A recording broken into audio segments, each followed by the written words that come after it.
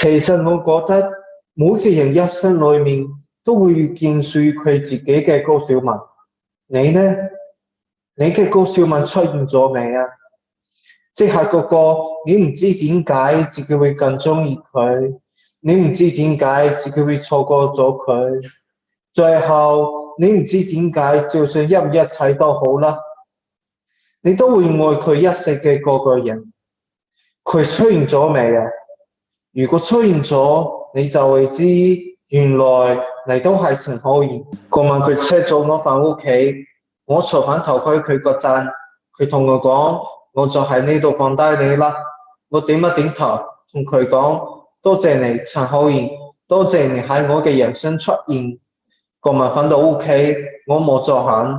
過後我更加清楚知道，就算佢放低咗我，我都會繼續選擇一世都將佢放喺心入面，永遠都唔會放低。